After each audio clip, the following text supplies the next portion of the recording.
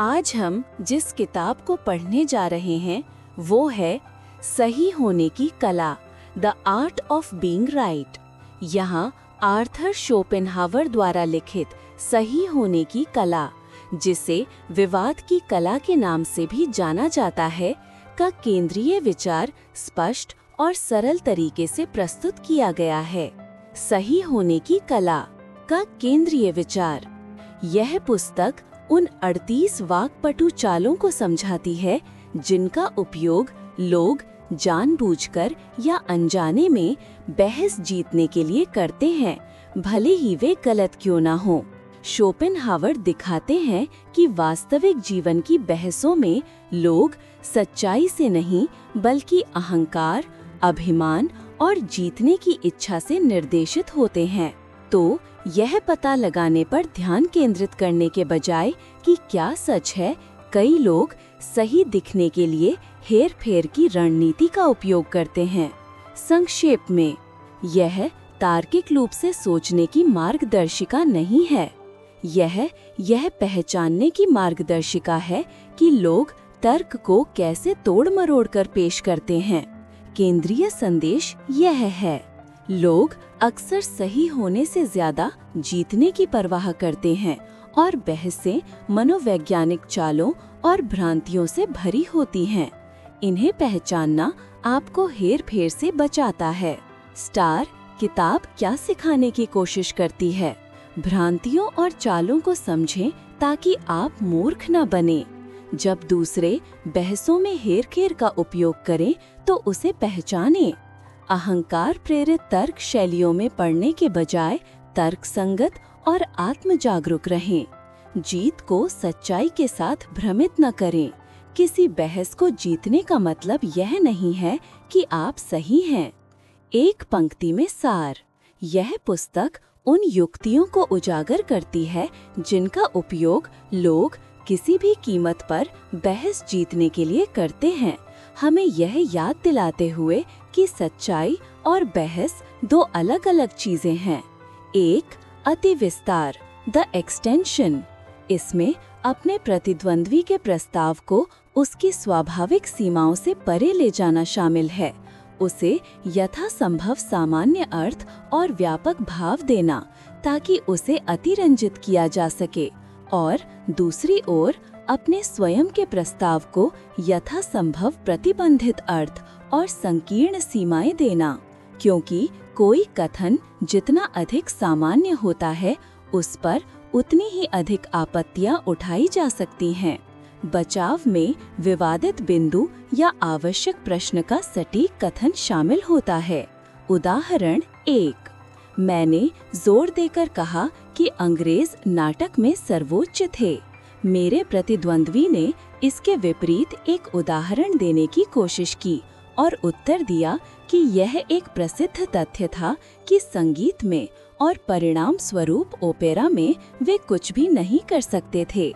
मैंने उसे याद दिलाकर अति विस्तार को विफल कर दिया, क्योंकि संगीत नाटकीय कला में शामिल नहीं था, जिसमें केवल त्रासदी और कॉमेडी शामिल थी। यह वो बहुत अच्छी तरह जानता था। उसने मेरे प्रस्ताव को सामान्य बनाने की कोशिश की थी ताकि यह सभी नाट्य प्रदर्शनों पर लागू हो सके और परिणाम स्वरूप ओपेरा और फिर संगीत पर भी, ताकि मुझे हराना सुनिश्चित हो सके। इसके विपरीत हम अपने प्रस्ताव को उन संकीर्ण सीमाओं के भीतर कम करके बचा सकते हैं यदि उसे व्यक्त करने का हमारा तरीका इस उपाय के अनुकूल हो। उदाहरण 2, ए घोषणा करता है कि 1814 की शांति ने हैंसियाटिक लीग के सभी जर्मन शहरों को उनकी स्वतंत्रता वापस दे दी। बी इसके विपरीत एक उदाहरण देता है, यह तथ्य बताते हुए कि डांसिग, जिसने बुआनापार्ट से अपनी स्वतंत्रता प्राप्त की थी, उसे उस शांति से खो दी। ए खुद को इस प्रकार बचाता है, मैंने सभी जर्मन शहर कहा था और डांसिग पोलैंड में था। इस चाल का उल्लेख अरस्तु ने अपनी टॉपिका में पुस्तक 8 अध्याय 11-12 में किया था। उदाहरण 3, लैमार्क अपने फिलॉसफी जूलॉजिक खंड 1 में कहते हैं कि पॉलिप में कोई भावना नहीं होती क्योंकि उसमें कोई नसें नहीं होती। हालांकि यह निश्चित है कि उसमें किसी प्रकार की धारणा होती है क्योंकि यह एक शाखा से दूसरी शाखा में एक आविष्कारक तरीके से चलते हुए प्रकाश की ओर बढ़ता है और यह अपने शिकार को पकड़ता है। इसलिए यह मान लिया गया है कि उसका नर्वस सिस्टम उसके पूरे शरीर में समान रूप से फैला हुआ है, जैसे कि उसमें मिश्रित हो, क्योंकि यह स्पष्ट है कि पॉलिप में किसी अलग इंद्रिय अंगों के बिना भी कुछ धारणा शक्ति होती है। चूंकि यह धारणा लैमार्क की स्थिति का खंडन करती है, वो इस प्रकार तर्क देते हैं। उस स्थिति में उसके शरीर के सभी हिस्से हर तरह की भावना और गति, इच्छा, विचार के भी सक्षम होने चाहिए। पॉलिप में उसके शरीर के हर बिंदु पर सबसे उत्तम जानवर के सभी अंग होंगे। हर बिंदु देख सकता है, सूंघ सकता है, स्वाद ले सकता है, सुन सकता है और इसी तरह। बल्कि यह सोच सकता है, न्याय कर सकता है और निष्कर्ष निकाल सकता है। उसके शरीर का हर कण एक पूर्ण जानवर होगा और यह मनुष्य से भी ऊपर होगा क्योंकि उसका हर हिस्सा वे सभी क्षमताएं रखेगा जो मनुष्य केवल अपने पूरे शरीर में रखता है। इसके अलावा पॉलिप के बारे में जो सच है उसे सभी मोनैड्स, सभी जीवों में सबसे अपूर्ण और अंत में पौधों तक जो भी जीवित हैं आदि आदि तक इत्यादि तक प्रसारित न करने का कोई कारण नहीं होगा। इस तरह की द्वंद्वात्मक चालों का उपयोग करके एक लेखक यह उजागर करता है कि वह गुप्त रूप से गलत होने के प्रति सचेत है। चूंकि ये कहा गया था कि प्राणी का पूरा शरीर प्रकाश के प्रति संवेदनशील है और इसलिए तंत्रिकाओं से युक्त है, वो यह निष्कर्ष निकालता है कि उसका पूरा शरीर सोचने में सक्षम है। 2. अनेकार्थकता, होमोनिमी। यह चाल एक प्रतिज्ञप्ति प्रोपोजिशन को ऐसी चीज तक बढ़ाना है जिसका विचाराधीन मामले से शब्द की समानता के अलावा बहुत कम या कुछ भी समान नहीं है, फिर उसे विजयी रूप से खंडित करना और इस प्रकार मूल कथन को खंडित करने का श्रेय लेना। यहाँ यह ध्यान दिया जा सकता है कि पर्यायवाची शब्द एक ही अवधारणा के लिए 2 शब्द हैं। अनेकार्थी शब्द 2 अवधारणाएं हैं जो एक ही शब्द द्वारा व्यक्त की जाती हैं। देखें अरस्तु टॉपिका खंड I अध्याय 13। गहरा, डीप, तीक्ष्ण, उच्च जो एक पल में शरीर के लिए दूसरे में स्वरों के लिए उपयोग किए जाते हैं वे अनेकार्थी शब्द हैं। सम्माननीय और ईमानदार, ऑनेस्ट पर्यायवाची शब्द हैं। यह एक ऐसी चाल है जिसे अनेकार्थकता से उत्पन्न तर्काभास सोफिज्म एक्स होमोनिमिया के समान माना जा सकता है। हालांकि यदि तर्काभास स्पष्ट है तो यह किसी को धोखा नहीं देगा। हर प्रकाश बुझाया जा सकता है। बुद्धि एक प्रकाश है, इसलिए इसे बुझाया जा सकता है। यहाँ यह तुरंत स्पष्ट है कि न्याय वाक्य सिलॉजिज्म में 4 पद हैं। प्रकाश का उपयोग वास्तविक और लाक्षणिक दोनों अर्थों में किया गया है, लेकिन अगर तर्काभास एक सूक्ष्म रूप लेता है तो निश्चित रूप से यह गुमराह कर सकता है, खासकर जहाँ एक ही शब्द से ढकी अवधारणाएं संबंधित हैं और विनिमय होने की प्रवृत्ति रखती हैं। यदि इसका जानबूझकर उपयोग किया जाता है तो यह कभी भी इतना सूक्ष्म नहीं होता कि धोखा दे सके और इसलिए इसके मामलों को वास्तविक और व्यक्तिगत अनुभव से एकत्र किया जाना चाहिए। यह बहुत अच्छी बात होगी यदि हर चाल को कोई छोटा और स्पष्ट रूप से उपयुक्त नाम मिल सके, ताकि जब कोई व्यक्ति इस या उस विशेष चाल का उपयोग करे तो उसे तुरंत इसके लिए फटकारा जा सके। मैं अनेकार्थकता के 2 उदाहरण दूंगा। उदाहरण 1। आप अभी तक कांट के दर्शन के रहस्यों में दीक्षित नहीं हुए हैं। ओह, अगर आप रहस्यों की बात कर रहे हैं तो मेरा उनसे कोई लेना देना नहीं होगा। उदाहरण 2। मैंने सम्मान शब्द में निहित सिद्धांत को मूर्खतापूर्ण बताया, क्योंकि इसके अनुसार एक आदमी अपमान सहकर अपना सम्मान खो देता है, जिसे वह तब तक मिटा नहीं सकता जब तक वह और भी बड़े अपमान का जवाब ना दे या अपने प्रतिद्वंद्वी का रक्त न बहाए या अपना खुद का न बहाए। मैंने तर्क दिया कि किसी व्यक्ति का सच्चा सम्मान उसके द्वारा झेले गए से अपमानित नहीं हो सकता, बल्कि केवल और अकेले उसके द्वारा किए गए कर्मों से होता है, क्योंकि यह कहना मुश्किल है कि हम में से क्या हो सकता है। मेरे प्रतिद्वंद्वी ने तुरंत मेरे दिए गए कारण पर हमला किया और विजयी रूप से मुझे साबित कर दिया कि जब एक व्यापारी पर उसके व्यवसाय में गलत बयानी, बेईमानी या लापरवाही का झूठा आरोप लगाया जाता है तो यह उसके सम्मान पर हमला था, जो इस मामले में केवल उसके द्वारा झेले गए से अपमानित हुआ था, और वह इसे केवल अपने हमलावर को दंडित करके और उसे पीछे हटने के लिए मजबूर करके ही वापस पा सकता था। यहाँ अनेकार्थकता के माध्यम से वह नागरिक सम्मान, जिसे अन्यथा अच्छा नाम कहा जाता है और जो मानहानि और बदनामी से अपमानित हो सकता है, को शूरवीर के सम्मान, जिसे पॉइंट डी ऑन्योर भी कहा जाता है और जो अपमान से अपमानित हो सकता है, की अवधारणा पर थोप रहा था। और चूंकि पहले वाले पर हमले को नजरअंदाज नहीं किया जा सकता, बल्कि सार्वजनिक खंडन से उसे रोका जाना चाहिए, उसी तर्क के साथ बाद वाले पर हमले को भी नजरअंदाज नहीं किया जाना चाहिए, बल्कि इसे और भी बड़े अपमान और द्वंद्व युद्ध से हराया जाना चाहिए। यहाँ हमारे पास सम्मान शब्द में अनेकार्थकता के माध्यम से दो न्याय वाक्य का भ्रम है और फलस्वरूप विवादित बिंदु में बदलाव है। 3. अपने प्रतिद्वंद्वी के विशिष्ट कथनों को सामान्यकृत करें। एक और चाल यह है कि एक प्रतिज्ञप्ति को, जिसे सापेक्षिक रूप से और किसी विशेष मामले के संदर्भ में रखा गया है, इस तरह से लिया जाए जैसे कि वह एक सामान्य या निरपेक्ष अनुप्रयोग के साथ कही गई हो, या कम से कम इसे किसी बिल्कुल अलग अर्थ में लिया जाए और फिर उसे खंडित किया जाए। अरस्तु का उदाहरण इस प्रकार है: एक मोर काला होता है, लेकिन उसके दांतों के संबंध में वह सफेद होता है, इसलिए वह एक ही समय में काला और काला नहीं होता है। यह एक स्पष्ट तर्काभास है जो किसी को धोखा नहीं देगा। आइए इसकी तुलना वास्तविक अनुभव से लिए गए उदाहरण से करें। दर्शन शास्त्र की बात करते हुए मैंने स्वीकार किया कि मेरी प्रणाली शांतवादियों का समर्थन करती है और मैंने उनकी प्रशंसा की।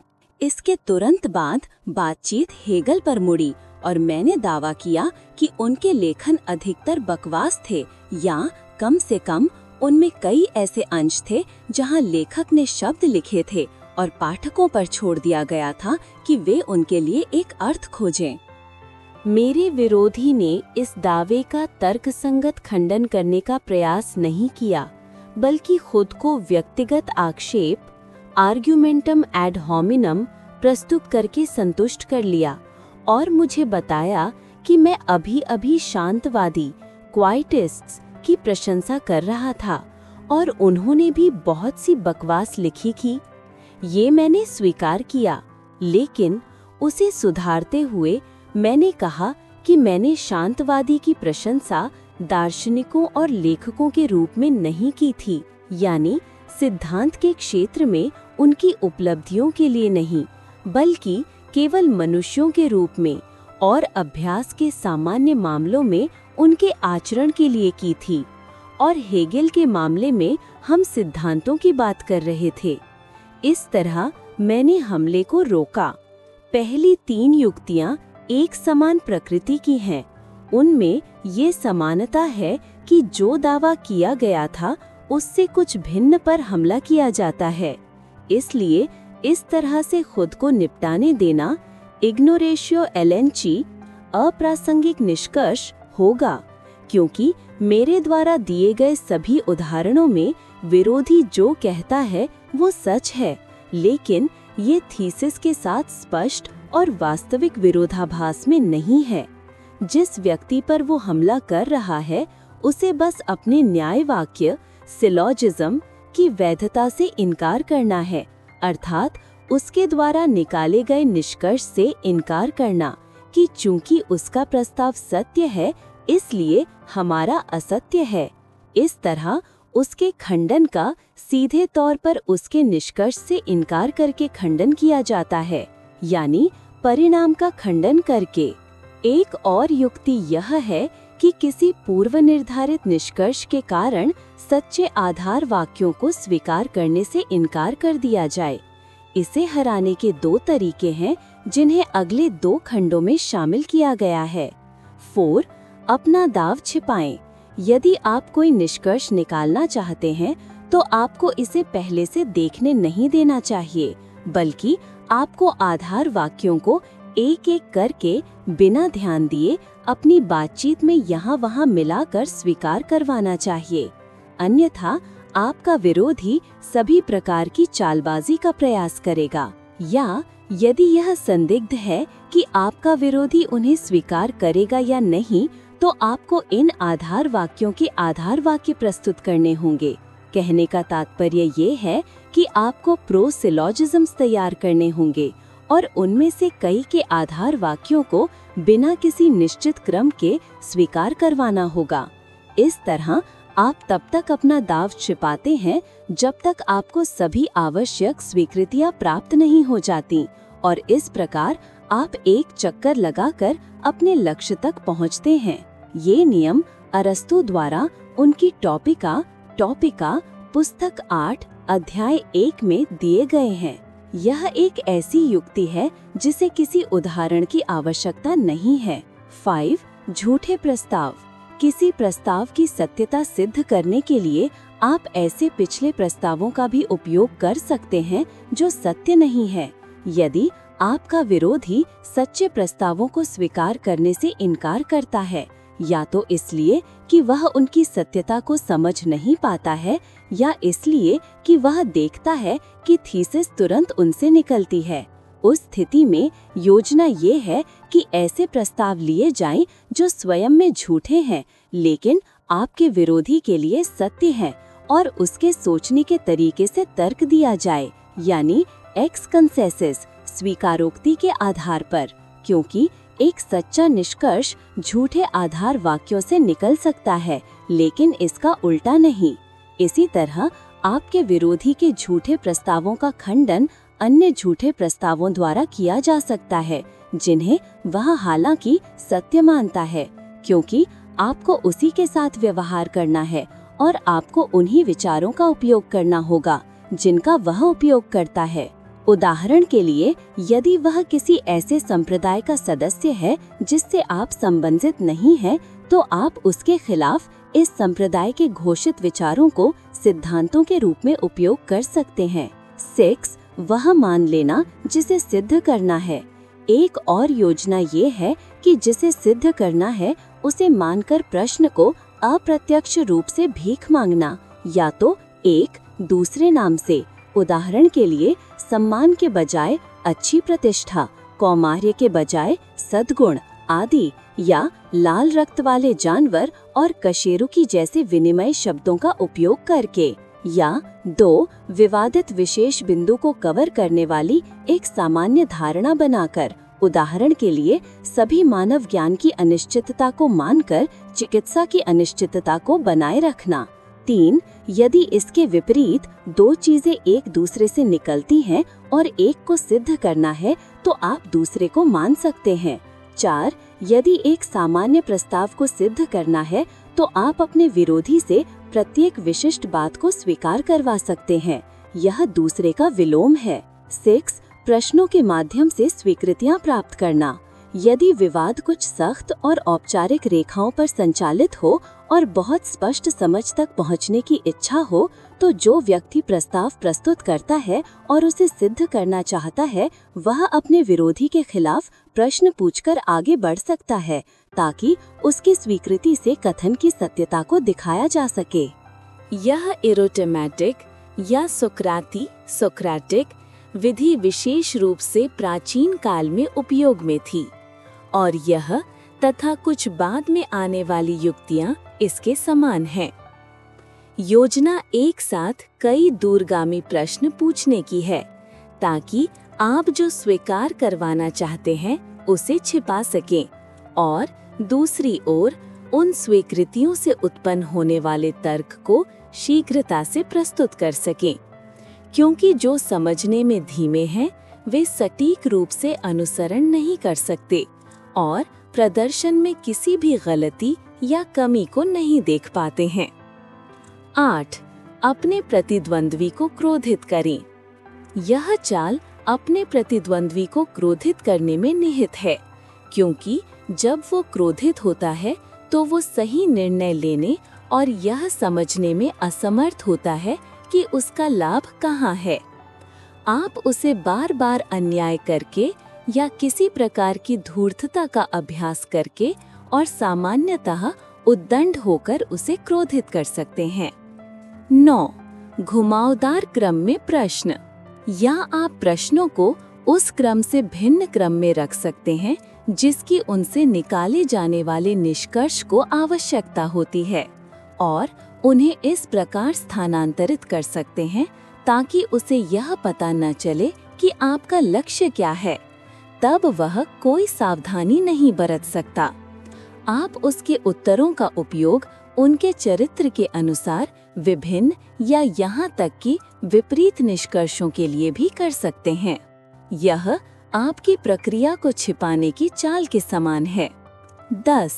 न कहने वाले का लाभ उठाएं। यदि आप देखते हैं कि आपका प्रतिद्वंद्वी जानबूझकर उन प्रश्नों का नकारात्मक उत्तर देता है जिनका आप अपने प्रस्ताव के लिए उससे सकारात्मक उत्तर चाहते हैं, तो आपको प्रस्ताव का विलोम पूछना चाहिए, मानो यही वो हो जिसे आप पुष्ट होते देखना चाहते हैं, या किसी भी स्थिति में आप उसे दोनों में से एक चुनने का विकल्प दे सकते हैं, ताकि वह यह न समझ पाए कि आप उसे उनमें से किसे स्वीकार करने के लिए कह रहे हैं। 11. विशिष्ट मामलों की स्वीकृतियों को सामान्यकृत करें।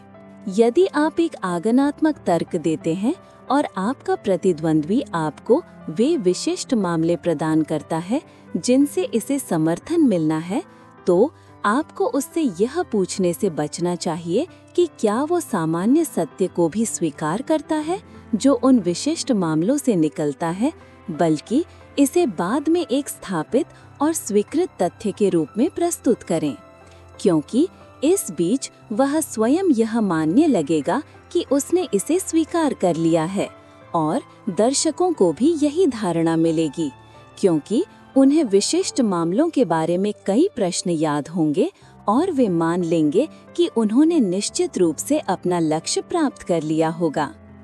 12. अपने प्रस्ताव के अनुकूल रूपकों का चयन करें। यदि बातचीत किसी ऐसी सामान्य अवधारणा पर केंद्रित होती है जिसका कोई विशेष नाम नहीं है, लेकिन उसे कुछ लाक्षणिक या आलंकारिक पदनाम की आवश्यकता है, तो आपको एक ऐसे रूपक का चयन करने की शुरुआत करनी चाहिए जो आपके प्रस्ताव के अनुकूल हो।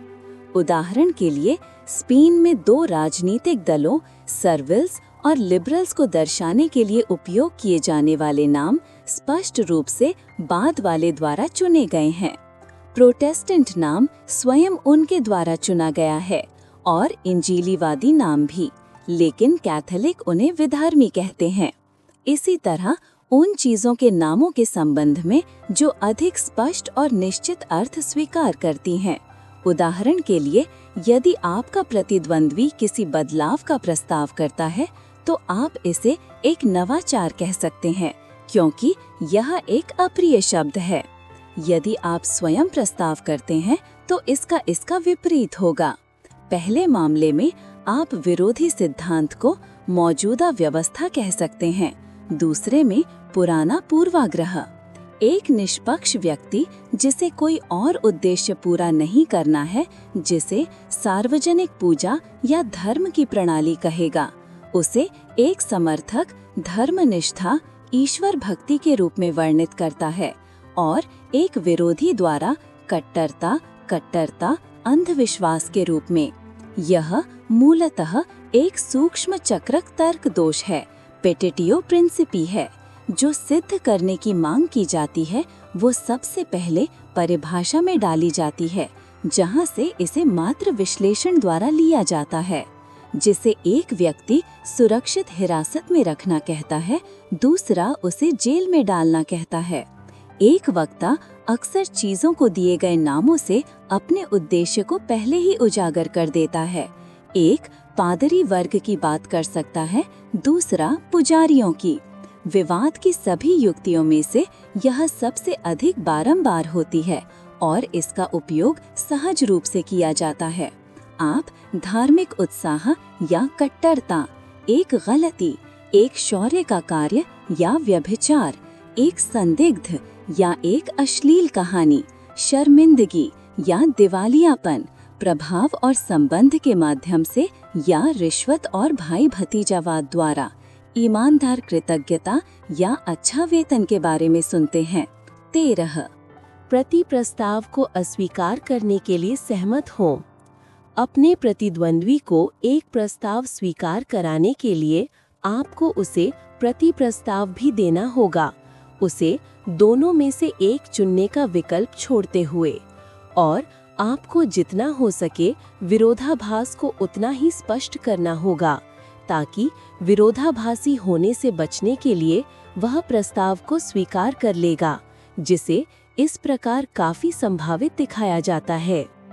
उदाहरण के लिए, यदि आप उससे यह स्वीकार करवाना चाहते हैं कि एक लड़के को वह सब कुछ करना चाहिए जो उसके पिता उसे करने के लिए कहते हैं, तो उससे पूछें, क्या हमें सभी मामलों में अपने माता पिता की आज्ञा माननी चाहिए या उनका उल्लंघन करना चाहिए? या यदि किसी चीज को अक्सर घटित होने वाला कहा जाता है, तो पूछें कि अक्सर से आप कुछ या कई मामलों को समझते हैं, और वह कई कहेगा।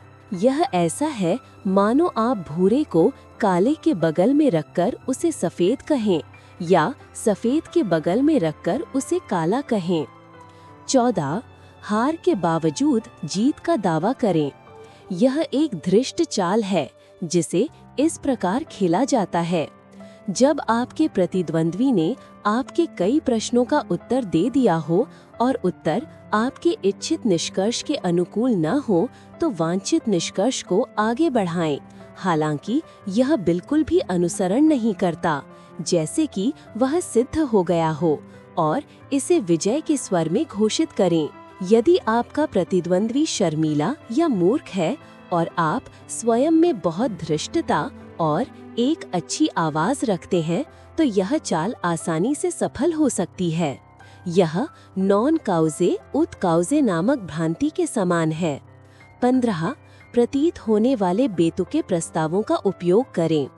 यदि आपने कोई विरोधाभासी प्रस्ताव रखा है और उसे सिद्ध करने में कठिनाई महसूस करते हैं, तो आप अपने प्रतिद्वंद्वी की स्वीकृति या अस्वीकृति के लिए कोई सच्चा प्रस्ताव प्रस्तुत कर सकते हैं, जिसकी सत्यता हालांकि पूरी तरह स्पष्ट न हो, जैसे कि आप उससे अपना प्रमाण निकालना चाहते हो। यदि वह इसे किसी चाल के संदेह में अस्वीकार करता है, तो आप यह दिखाकर अपनी विजय प्राप्त कर सकते हैं कि वह कितना बेतुका है। यदि वह इसे स्वीकार करता है, तो आपके पक्ष में क्षण भर के लिए तर्क है, और अब आपको अपने चारों ओर देखना होगा, या फिर आप पिछली चाल का भी उपयोग कर सकते हैं और यह बनाए रख सकते हैं कि आपका विरोधाभास उस प्रस्ताव से सिद्ध होता है जिसे उसने स्वीकार कर लिया है। इसके लिए अत्यधिक धृष्टता की आवश्यकता होती है, लेकिन अनुभव इसके मामले दिखाता है, और ऐसे लोग हैं जो इसे सहज प्रवृत्ति से अभ्यास करते हैं। 16 एड होमिनम तर्क। एक और चाल है एड होमिनम या एक्सटेंसिस तर्कों का उपयोग करना। जब आपका प्रतिद्वंद्वी कोई प्रस्ताव रखता है, तो आपको यह देखने की कोशिश करनी चाहिए कि क्या वह किसी तरह, यदि आवश्यकता हो तो केवल स्पष्ट रूप से, किसी अन्य प्रस्ताव से असंगत तो नहीं है जिसे उसने बनाया या स्वीकार किया है। या किसी स्कूल या संप्रदाय के सिद्धांतों से जिसे उसने सराहा और अनुमोदित किया है, या उस संप्रदाय का समर्थन करने वालों के कार्यों से, या उन लोगों के कार्यों से जो इसे केवल एक स्पष्ट और नकली समर्थन देते हैं, या उसके अपने कार्यों या निष्क्रियता से। उदाहरण के लिए, यदि वह आत्महत्या का बचाव करता है तो आप तुरंत चिल्ला सकते हैं, आप खुद को फांसी क्यों नहीं लगा लेते? यदि वह कहता है कि बर्लिन रहने के लिए एक अप्रिय जगह है तो आप कह सकते हैं, आप पहली ट्रेन से क्यों नहीं चले जाते? ऐसी कुछ बकवास हमेशा संभव है। 17. सूक्ष्म भेद के माध्यम से बचाओ। यदि आपका प्रतिद्वंद्वी आपको एक प्रति प्रमाण के साथ दबाव डालता है तो आप अक्सर कुछ सूक्ष्म अंतर पेश करके खुद को बचा पाएंगे, जो सच कहें तो पहले आपको नहीं सूझा था। यानी यदि मामला दोहरी व्याख्या की अनुमति देता है या किसी अस्पष्ट अर्थ में लिया जा सकता है। 18. विवाद को बाधित करे, तोड़े, भटकाएं। यदि आप देखते हैं कि आपके प्रतिद्वंद्वी ने तर्क की एक ऐसी रेखा अपना ली है जो आपकी हार में समाप्त होगी, तो आपको उसे उसके निष्कर्ष तक नहीं ले जाना चाहिए, बल्कि समय रहते विवाद के क्रम को बाधित करना चाहिए, या उसे पूरी तरह से तोड़ देना चाहिए, या उसे विषय से दूर ले जाना चाहिए और उसे अन्य विषयों पर लाना चाहिए। संक्षेप में, आपको वह चाल चलनी होगी जिसे बाद में देखा जाएगा, जिसे मुटेशियो कंट्रोवर्सी कहते हैं। 19. मामले को सामान्यीकृत करें, फिर उसके खिलाफ तर्क दें। यदि आपका प्रतिद्वंद्वी आपको उसके तर्क के किसी निश्चित बिंदु पर कोई आपत्ति प्रस्तुत करने के लिए स्पष्ट चुनौती देता है और आपके पास कहने के लिए बहुत कुछ नहीं है, तो आपको मामले को एक सामान्य मोड़ देने का प्रयास करना चाहिए और फिर उसके खिलाफ बात करनी चाहिए। यदि आपको यह कहने के लिए कहा जाता है कि किसी विशेष भौतिक परिकल्पना को क्यों स्वीकार नहीं किया जा सकता, तो आप मानवीय ज्ञान की भ्रांतिशीलता के बारे में बात कर सकते हैं और इसके विभिन्न उदाहरण दे सकते हैं। 20. स्वयं निष्कर्ष निकालें। जब आपने अपने सभी आधार वाक्य प्राप्त कर लिए हों और आपके प्रतिद्वंद्वी ने उन्हें स्वीकार कर लिया हो, तो आपको उससे निष्कर्ष पूछने से बचना चाहिए, बल्कि इसे तुरंत स्वयं निकालना चाहिए। बल्कि भले ही एक या दूसरा आधार वाक्य अनुपस्थित हो, आप इसे ऐसा मान सकते हैं जैसे कि वो भी स्वीकार कर लिया गया हो और निष्कर्ष निकाल लें। यह चाल नॉन कॉजे उट कॉजे नामक भ्रांति का एक अनुप्रयोग है। 21. उसे उसके जितना ही खराब प्रतितर्क से जवाब दें। जब आपका प्रतिद्वंद्वी केवल एक सतही या कुतर्कपूर्ण तर्क का उपयोग करता है और आप उसे समझ जाते हैं, तो आप यह सच है उसके कपटपूर्ण और सतही चरित्र को उजागर करके उसे खंडित कर सकते हैं। लेकिन उससे एक ऐसे प्रतितर्क के साथ मिलना बेहतर है जो उतना ही सतही और कुतर्कपूर्ण हो, और इस तरह उसे निपटा दें, क्योंकि आपकी चिंता विजय से है, सत्य से नहीं। यदि उदाहरण के लिए वह तर्क वितर्क के बजाय व्यक्ति पर हमला आर्ग्यूमेंटम एड होमिनम करता है, तो उसे उसी तरह के प्रतितर्क काउंटर आर्ग्यूमेंटम एड होमिनम या पिछली सहमति के आधार पर तर्क आर्ग्यूमेंटम एक्स कॉन्सेसिस से उसकी शक्ति को समाप्त करना पर्याप्त है। और सामान्य तौर पर मामले की वास्तविक स्थिति को समान विस्तार से सामने रखने के बजाय, यदि यह आपके लिए खुला है, तो इस मार्ग को अपनाना अधिक छोटा है। 22. पेटिटियो प्रिंसिपी। यदि आपका विरोधी आपसे कुछ ऐसा स्वीकार करने को कहता है जिससे विवादित बिंदु तुरंत उत्पन्न होगा, तो आपको ऐसा करने से इनकार करना चाहिए, यह घोषित करते हुए कि यह एक पेटिटियो प्रिंसिपी है, क्योंकि वह और दर्शक विवादित बिंदु के निकट संबंधी प्रस्ताव को उसके समान मानेंगे और इस तरह आप उसे उसके सर्वोत्तम तर्क से वंचित कर देते हैं। 23. उसे अपने बयान को अतिरंजित करने के लिए प्रेरित करें। विरोध और विवाद एक व्यक्ति को अपने बयान को अतिरंजित करने के लिए उत्तेजित करते हैं। अपने विरोधी का खंडन करके आप उसे एक ऐसे बयान को उसकी उचित सीमाओं से आगे बढ़ाने के लिए मजबूर कर सकते हैं जो उन सीमाओं के भीतर और अपने आप में सच है। और जब आप उसके इस अतिरंजित रूप का खंडन करते हैं तो ऐसा लगता है मानो आपने उसके मूल बयान का भी खंडन कर दिया हो। इसके विपरीत आपको इस बात का ध्यान रखना चाहिए कि आप खुद को विरोधाभास के कारण अपने ही बयान को अतिरंजित या विस्तारित करने की अनुमति न दें। अक्सर ऐसा होगा कि आपका विरोधी स्वयं आपके बयान को आपके इरादे से आगे बढ़ाने की कोशिश करेगा। यहाँ आपको तुरंत उसे रोकना होगा और उसे उन सीमाओं पर वापस लाना होगा। मैंने यही कहा था और इससे ज्यादा नहीं। 24 एक झूठा न्यायशास्त्र बताएं। यह चाल एक झूठा न्यायशास्त्र बताने में निहित है। आपका विरोधी एक प्रस्ताव बनाता है और झूठी अनुमान उसके विचारों के विकृति से आप उससे अन्य प्रस्तावों को प्राप्त करते हैं जो उसमें शामिल नहीं है और वह बिल्कुल भी मतलब नहीं रखता, बल्कि जो बेतुके या खतरनाक हैं। तब ऐसा लगता है मानो उसके प्रस्ताव से ऐसे अन्य प्रस्ताव उत्पन्न हुए हैं जो या तो अपने आप में या किसी स्वीकृत सत्य के साथ असंगत हैं, और इस तरह यह परोक्ष रूप से खंडित प्रतीत होता है। यह मोड़ है और यह भ्रम फैलेसी नॉन कॉजे उट कॉजे का एक और अनुप्रयोग है। 25 विपरीत का एक उदाहरण खोजें। यह विपरीत के एक उदाहरण के माध्यम से मोड़ का एक मामला है। एक प्रेरणा के साथ इसे एक सार्वभौमिक प्रस्ताव के रूप में स्थापित करने के लिए बड़ी संख्या में विशेष उदाहरणों की आवश्यकता होती है, लेकिन मोड़ के साथ एक भी उदाहरण जिस पे प्रस्ताव लागू नहीं होता है उसे पलटने के लिए आवश्यक है।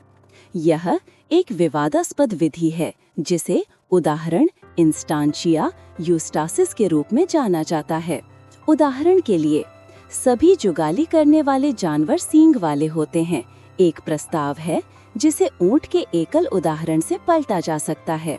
उदाहरण ऐसा मामला है जिसमें एक सार्वभौमिक सत्य को लागू करने की कोशिश की जाती है और उसकी मूलभूत परिभाषा में कुछ ऐसा डाला जाता है जो सार्वभौमिक रूप से सत्य नहीं है और जिससे उसे पलटा जाता है, लेकिन गलती की गुंजाइश है।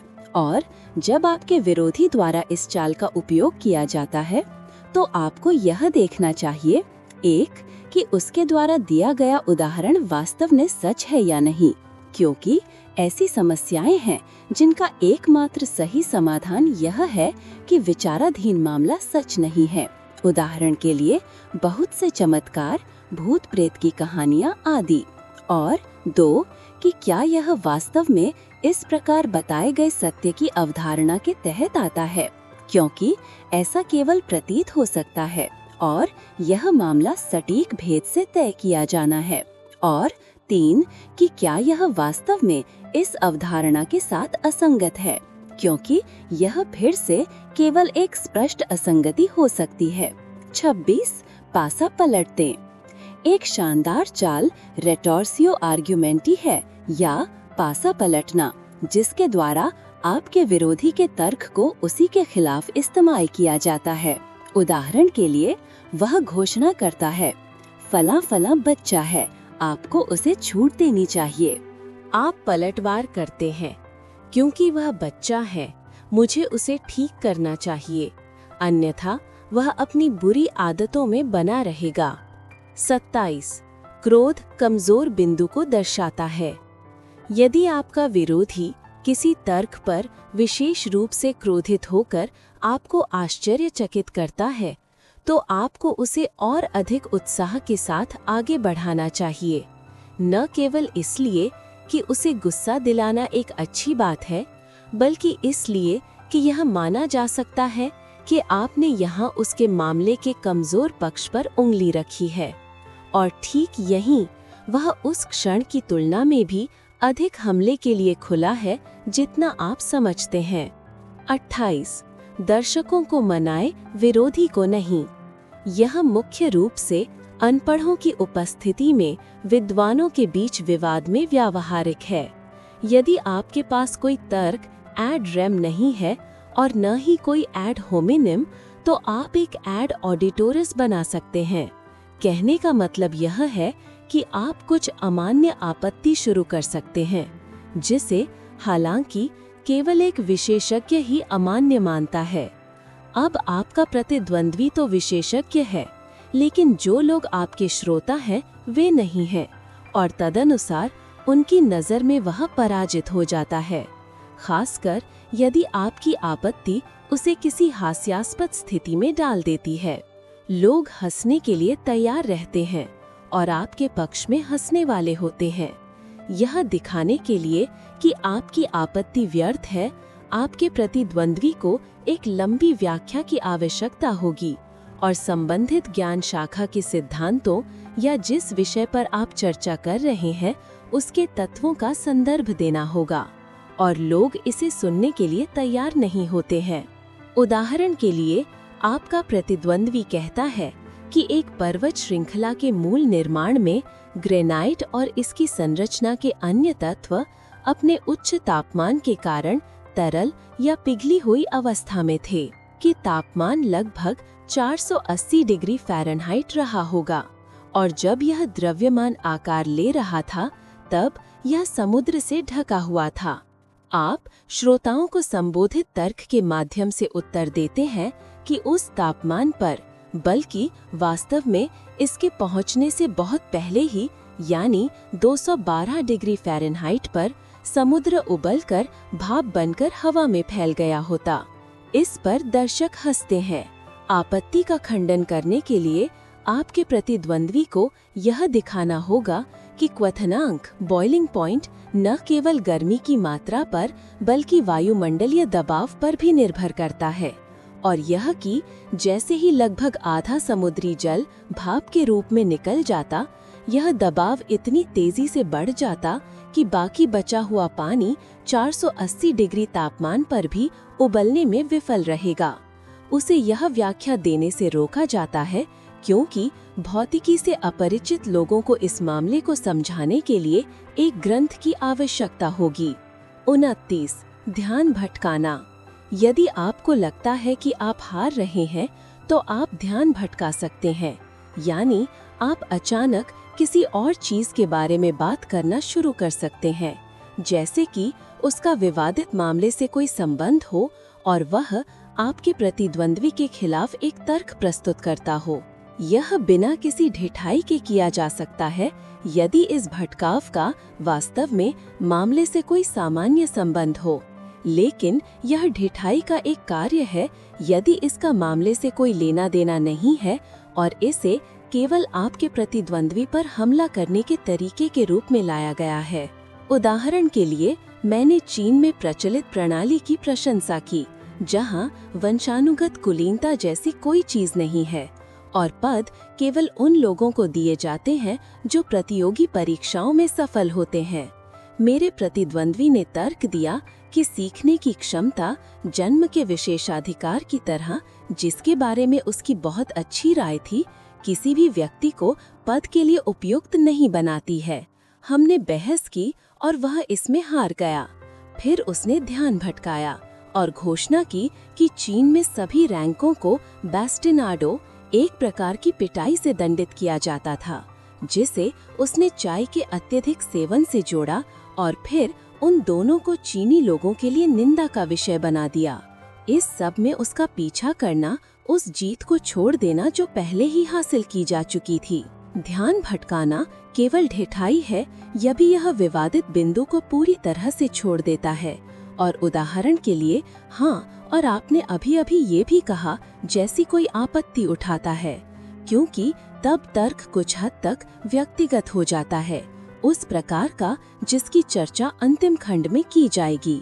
कड़ाई से कहें तो यह तर्कम एड पर्सोनम, जिसकी वहाँ चर्चा की जाएगी, और तर्कम एड होमिनिम के बीच का आधा रास्ता है। यह चाल कितनी स्वाभाविक है ये आम लोगों के बीच हर झगड़े में देखी जा सकती है। यदि कोई पक्ष दूसरे पर कोई व्यक्तिगत निंदा करता है तो बाद वाला इसका खंडन करके उत्तर देने के बजाय इसे स्वीकार कर लेता है, मानो इसे स्वीकार करता है, और किसी अन्य आधार पर अपने विरोधी को निंदा करके जवाब देता है। यह सिसिपियो द्वारा अपनाई गई रणनीति के समान है जब उसने कार्थाजिनियों पर इटली में नहीं बल्कि अफ्रीका में हमला किया था। युद्ध में इस तरह के ध्यान भटकाना लाभदायक हो सकता है, लेकिन झगड़े में वे कमजोर उपाय हैं, क्योंकि निंदाएं बनी रहती हैं और जो लोग देखते हैं वे दोनों पक्षों के बारे में कही जा सकने वाली सबसे बुरी बातें सुनते हैं। यह एक चाल है जिसका उपयोग केवल बेहतर विकल्प के अभाव में ही करना चाहिए। 30. कारण के बजाय अधिकार का सहारा। यह तर्कम एड वेरेकुंडियम है। इसमें तर्क के बजाय अधिकार का सहारा लेना शामिल है और ऐसे अधिकार का उपयोग करना जो आपके प्रतिद्वंद्वी के ज्ञान के स्तर के अनुकूल हो। सेनेका कहते हैं, हर आदमी निर्णय के अभ्यास के बजाय विश्वास को पसंद करता है, और इसलिए यह एक आसान बात है यदि आपके पास अपनी तरफ से ऐसा कोई अधिकार है जिसका आपका प्रतिद्वंद्वी सम्मान करता है। उसकी क्षमता और ज्ञान जितना सीमित होगा, उतने ही अधिक अधिकारी होंगे जो उसके लिए मायने रखेंगे। लेकिन अगर उसकी क्षमता और ज्ञान उच्च कोटि के हैं तो ऐसे लोग बहुत कम हैं, वास्तव में शायद ही कोई हो। वह शायद किसी विज्ञान, कला या हस्तशिल्प में पारंगत पेशेवरों के अधिकार को स्वीकार कर सकता है जिसके बारे में वो बहुत कम या कुछ भी नहीं जानता, लेकिन फिर भी वह इसे संदेह की दृष्टि से देखेगा। इसके विपरीत साधारण लोग हर तरह के पेशेवरों के प्रति गहरा सम्मान रखते हैं। वे इस बात से अनभिज्ञ हैं कि जो व्यक्ति किसी चीज को पेशा बनाता है वो उसे उस चीज के लिए नहीं बल्कि उससे मिलने वाले पैसे के लिए प्यार करता है, या यह कि पढ़ाना वाले व्यक्ति के लिए अपने विषय को पूरी तरह से जानना दुर्लभ है, क्योंकि यदि वह उसे वैसे पढ़ता है जैसे उसे पढ़ना चाहिए तो अधिकांश मामलों में उसके पास उसे पढ़ाने के लिए समय नहीं बचता। लेकिन बहुत से ऐसे अधिकारी अग्रणी हैं जिन्हें भीड़ में सम्मान मिलता है, और यदि आपके पास कोई बिल्कुल उपयुक्त नहीं है तो आप एक ऐसा ले सकते हो जो ऐसा प्रतीत होता हो। आप किसी न किसी और अर्थ में या अन्य परिस्थितियों में कही गई बात को उद्धृत कर सकते हैं।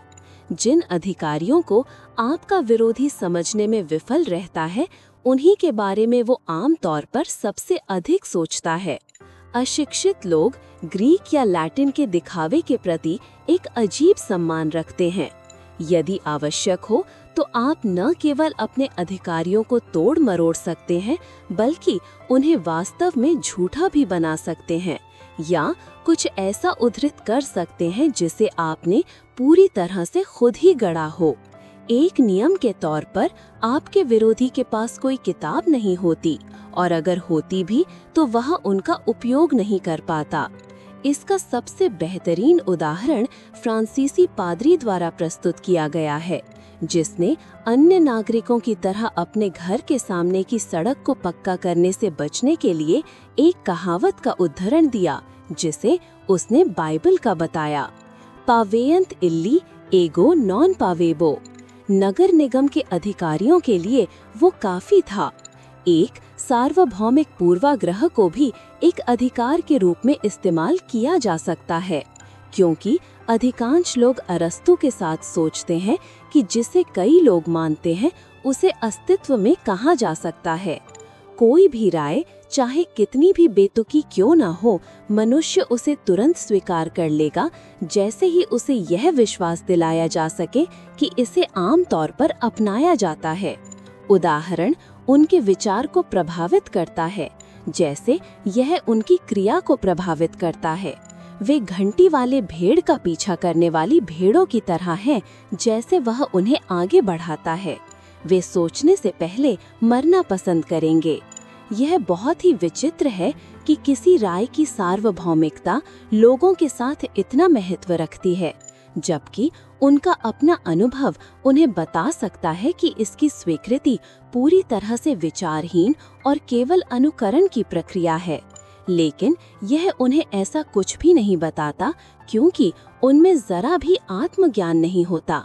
केवल विशिष्ट लोग ही प्लेटो के साथ कहते हैं तोइस पोलोइस पुल्लो कॉकेई, जिसका अर्थ है कि जनता के दिमाग में बहुत सारी बातें भरी हैं और उन तक पहुंचना एक लंबा काम है। लेकिन गंभीरता से कहें तो किसी राय की सार्वभौमिकता कोई प्रमाण नहीं है, बल्कि यह तो संभावना भी नहीं कि राय सही है। जो लोग मानते हैं उन्हें यह मान लेना चाहिए, एक, कि समय की अवधि एक सार्वभौमिक राय को उसकी प्रदर्शनात्मक शक्ति से वंचित कर देती है, अन्यथा वे सभी पुरानी त्रुटियां जिन्हें कभी सार्वभौमिक रूप से सत्य माना जाता था उन्हें वापस लाना होगा।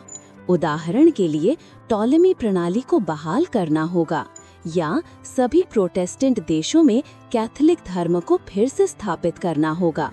उन्हें यह भी मान लेना चाहिए, दो, कि स्थान की दूरी का वही प्रभाव होता है, अन्यथा बौद्ध धर्म, ईसाई धर्म और इस्लाम के अनुयायियों के बीच राय की संबंधित सार्वभौमिकता उन्हें मुश्किल में डाल देगी।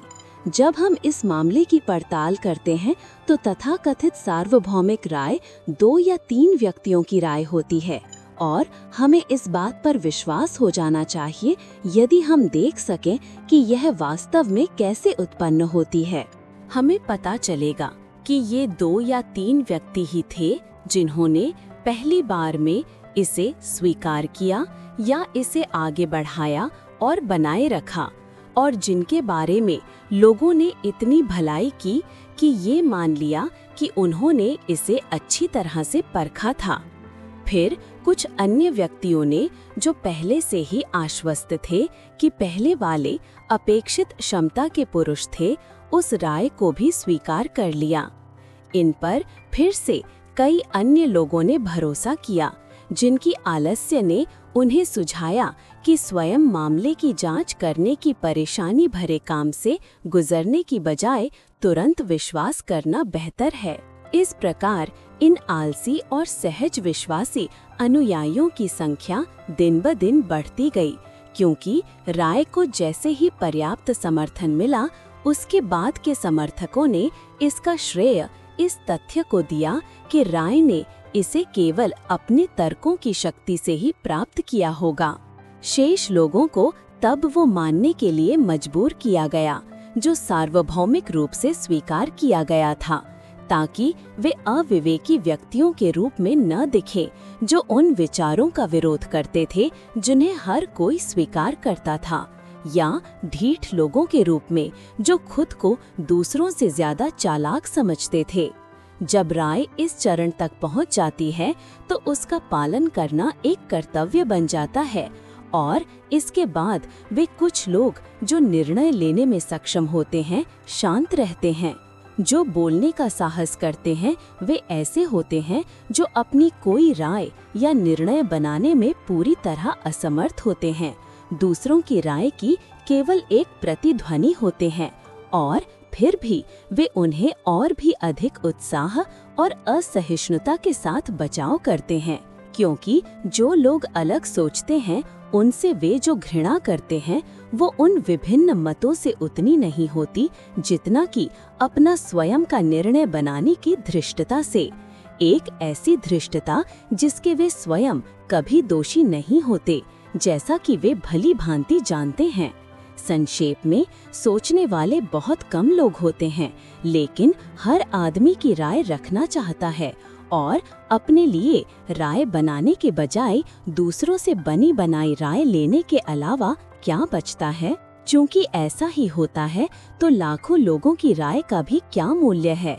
यह किसी ऐसे ऐतिहासिक तथ्य से अधिक स्थापित नहीं है जिसकी रिपोर्ट 100 इतिहासकारों ने की हो और यह सिद्ध किया जा सके कि उन्होंने इसे एक दूसरे से चुराया है।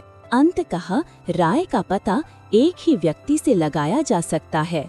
यह सब वही है जो मैं कहता हूँ, जो तुम कहते हो और अंत में जो वह कहता है। और यह सब दावों की एक श्रृंखला के अलावा कुछ नहीं है। डिक्को एगो तू डिक्किस सेड डैनिक डिक्सिट एट इले डिक्टा पोस्टोटिस निल निसी डिक्टा विडेस।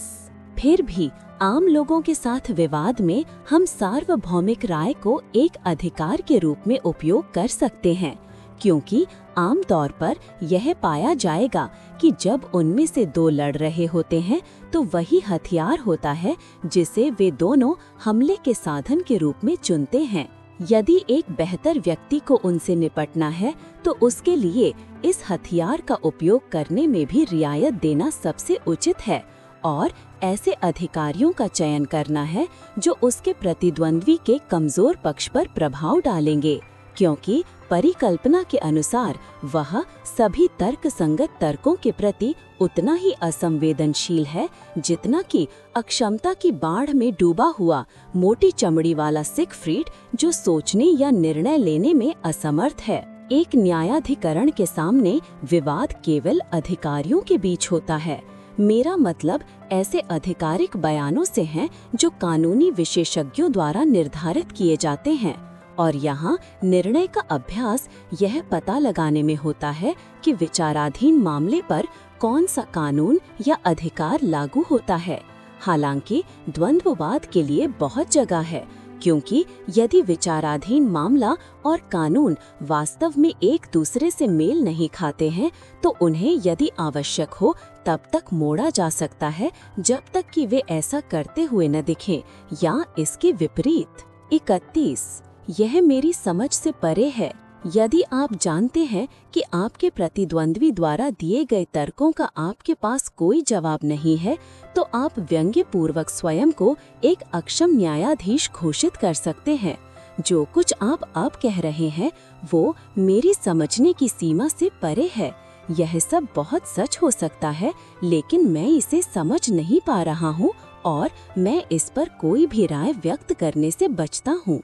इस तरह आप दर्शकों को, जिनके बीच आपकी अच्छी प्रतिष्ठा है, यह संकेत देते हैं कि आपका प्रतिद्वंद्वी जो कह रहा है वो बकवास है।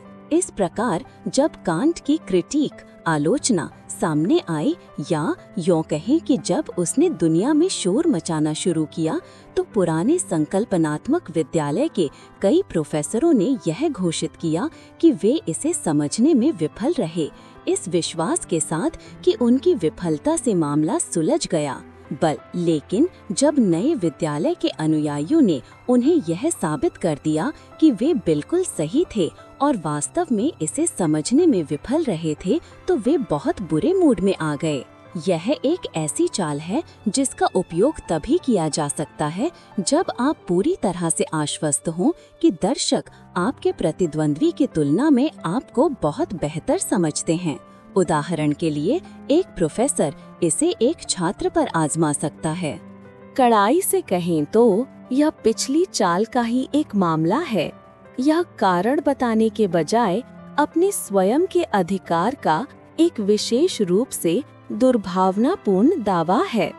इसका प्रतिकार चाल यह कहना है, मैं क्षमा चाहता हूँ, लेकिन आपकी तीक्ष्ण बुद्धि के साथ आपके लिए कुछ भी समझना बहुत आसान होना चाहिए, और यह केवल मेरे मामले की कमजोर प्रस्तुति ही हो सकती है जिसमें गलती है, और फिर उसे तब तक रगड़ते रहें जब तक कि वो अनिच्छा से या स्वेच्छा से इसे समझ न जाए और स्वयं देख ले कि वास्तव में यह केवल उसकी अपनी गलती थी। इस तरह आप उसके हमले का बचाव करते हैं। अत्यंत शिष्टाचार के साथ वह यह संकेत देना चाहता था कि आप बकवास कर रहे थे, और आप समान शिष्टाचार के साथ उसे साबित करते हैं कि वह एक मूर्ख है। 32 उसके शोध को किसी घृणित श्रेणी में डालें। यदि आपको किसी दावे का सामना करना पड़ता है तो उससे छुटकारा पाने का, या कम से कम उस पर संदेह पैदा करने का, उसे किसी घृणित श्रेणी में डालकर भले ही संबंध केवल स्पष्ट हो या फिर ढीले चरित्र का हो। आप कह सकते हैं, उदाहरण के लिए, वह मैनिकेइज्म है, या यह एरियनवाद है, या पेलेगियनवाद, या आदर्शवाद, या स्पिनोजवाद, या सर्वेश्वरवाद, या ब्राउनियनवाद, या प्रकृतिवाद, या नास्तिकता, या बुद्धिवाद, अध्यात्मवाद, रहस्यवाद इत्यादि। इस तरह की आपत्ति करते हुए आप यह मानकर चलते हैं, एक, कि विचाराधीन कथन उद्धृत श्रेणी के समान है या कम से कम उसमें समाहित है, यानी आप चिल्ला उठते हैं, ओ मैंने यह पहले सुना है। और दो, कि जिस प्रणाली का जिक्र किया गया है उसे पूरी तरह से खंडित कर दिया गया है और उसमें सत्य का एक शब्द भी नहीं है। 33, यह सिद्धांत में लागू होता है लेकिन व्यवहार में नहीं। यह सब सिद्धांत में तो बहुत अच्छा है लेकिन व्यवहार में काम नहीं आएगा। इस छल युक्त तर्क में आप आधार वाक्यों को स्वीकार करते हैं लेकिन निष्कर्ष को नकारते हैं, जो तर्क के एक सुविख्यात नियम के विपरीत है। यह दावा एक असंभवता पर आधारित है। जो सिद्धांत में सही है वह व्यवहार में भी काम करना चाहिए, और यदि ऐसा नहीं होता है तो सिद्धांत में कोई गलती है, कुछ अनदेखा कर दिया गया है और उस पर ध्यान नहीं दिया गया है, और परिणाम स्वरूप जो व्यवहार में गलत है वह सिद्धांत में भी गलत है। 33, यह सिद्धांत में लागू होता है लेकिन व्यवहार में नहीं। यह सब सिद्धांत में तो बहुत अच्छा है लेकिन व्यवहार में काम नहीं आएगा। इस छल युक्त तर्क में आप आधार वाक्यों को स्वीकार करते हैं लेकिन निष्कर्ष को नकारते हैं, जो तर्क के एक सुविख्यात नियम के विपरीत है। यह दावा एक असंभवता पर आधारित है। जो सिद्धांत में सही है वह व्यवहार में भी काम करना चाहिए, और यदि ऐसा नहीं होता है तो सिद्धांत में कोई गलती है, कुछ अनदेखा कर दिया गया है, और परिणाम स्वरूप जो व्यवहार में गलत है वह सिद्धांत में भी गलत है। 34, उसे जाने न दें। जब आप कोई प्रश्न या तर्क प्रस्तुत करते हैं और आपका प्रतिद्वंद्वी आपको कोई सीधा उत्तर या जवाब नहीं देता, बल्कि एक प्रति प्रश्न या अप्रत्यक्ष उत्तर से या किसी ऐसे दावे से बच निकलता है जिसका विषय से कोई लेना देना नहीं है और सामान्य तौर पर विषय को बदलने की कोशिश करता है, तो यह एक निश्चित संकेत है कि आपने उसकी कमजोर नस को छू लिया है। कभी कभी बिना जाने भी आपने मानो उसे चुप करा दिया है। इसलिए आपको उस बात पर और अधिक जोर देना चाहिए और अपने प्रतिद्वंद्वी को उससे बचने नहीं देना चाहिए, भले ही आपको यह न पता हो कि आपने जिस कमजोरी को पकड़ा है वो वास्तव में कहाँ है। 35, अंतर्दृष्टि से अधिक प्रभावी इच्छा एक और चाल है जो जैसे ही ये व्यावहारिक हो जाती है बाकी सभी को अनावश्यक बना देती है। अपने प्रतिद्वंद्वी की बुद्धि पर तर्क से काम करने के बजाय उसकी इच्छा पर प्रेरणा से काम करें, और वह और दर्शक भी यदि उनके समान हित हैं तो तुरंत आपकी राय से सहमत हो जाएंगे, भले ही आपने उसे एक पागलखाने से प्राप्त किया हो, क्योंकि एक सामान्य नियम के अनुसार आधा औंस इच्छा 100 पाउंड अंतर्दृष्टि और बुद्धिमत्ता से अधिक प्रभावी होती है। यह सच है कि यह केवल विशेष परिस्थितियों में ही किया जा सकता है। यदि आप अपने प्रतिद्वंद्वी को यह महसूस कराने में सफल होते हैं कि उसकी राय यदि वह सच साबित होती है तो उसके हितों के लिए स्पष्ट रूप से हानिकारक होगी, तो वह उसे गर्म आलू की तरह छोड़ देगा और महसूस करेगा कि उसे उठाना बहुत अविवेकपूर्ण था। उदाहरण के लिए, एक पादरी किसी दार्शनिक सिद्धांत का बचाव कर रहा है। आप उसे इस तथ्य से अवगत कराते हैं कि यह उसके चर्च के मौलिक सिद्धांतों में से एक के तत्काल विरोधाभास में है और वह उसे त्याग देता है। एक भूस्वामी का तर्क करता है कि कृषि कार्यों में मशीनरी का उपयोग, जैसा कि इंग्लैंड में प्रचलित है, एक उत्कृष्ट संस्था है, क्योंकि एक इंजन कई पुरुषों का काम करता है। आप उसे यह समझाते हैं कि बहुत जल्दी गाड़ियां भी भाप से चलने लगेंगी और उसके बड़े घुड़साल का मूल्य बहुत कम हो जाएगा, और आप देखेंगे कि वह क्या कहेगा। ऐसे मामलों में हर व्यक्ति महसूस करता है कि अपने प्रति अन्यायपूर्ण कानून को मंजूरी देना कितना विचारहीन है। क्वाम टेमेरे इन नॉस्मेथ लेगिम सांचिमुस। और यदि दर्शक, बल्कि आपका प्रतिद्वंद्वी नहीं, आपकी ही तरह उसी संप्रदाय, गिल्ड, उद्योग, क्लब आदि से संबंधित हैं, तो भी ऐसा ही होता है।